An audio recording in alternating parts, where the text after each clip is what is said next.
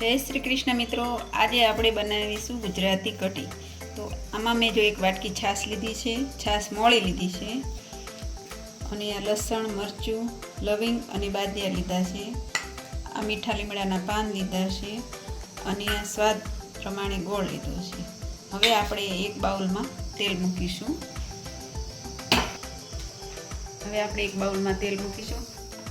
હવે આપણે આ છાશ લીધી છે, એમાં છે ને આપણે 1 ચમચો બેસનનો લોટ ઉમેરવાનો છે। જો મિત્રો, આમાં આપણે બેસન નાખી અને એને બરાબર મિક્સ કરી લઈશું આવી રીતે। પછી એમાં જરૂર પૂરતા મસાલા ઉમેરીશું। એમાં સ્વાદ અનુસાર હળદર, મીઠું, ધાણા જીરું અને ગરમ મસાલો ઉમેરી અને બધું મિક્સ કરી લઈશું। પછી હવે આપણે આનો વઘાર કરીશું। જો મિત્રો, તેલ આપણું આવી ગયું છે। હવે આપણે એમાં રાઈ ઉમેરીશું, પછી જીરું ઉમેરીશું,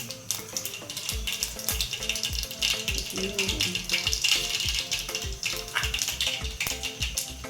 મીઠા લીમડાના પાન ઉમેરીશું, અને પછી આજે આપણે બધું કટિંગ કરીને રાખ્યું છે ને એ ઉમેરીશું। લીલા મરચાં, લસણ અને લવિંગ અને બાદિયાનો વઘાર કરવાથી કઢી એકદમ સરસ લાગે છે, સ્વાદમાં છે। હવે આપણે એમાં છાશ ઉમેરીશું।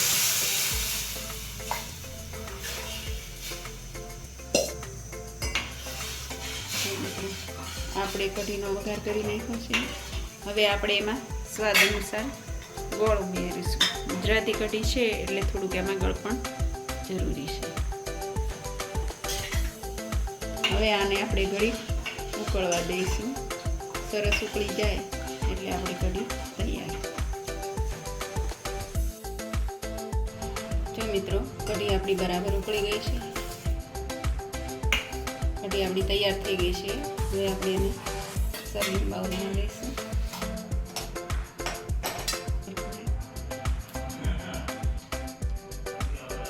જો મિત્રો, હવે આપણે ધાણા ઉમેરીશું। જો મિત્રો, આપણી ગુજરાતી કઢી એકદમ તૈયાર છે। ખીચડી અને મરચાં સાથે ખાવાની ખૂબ જ મજા આવે છે।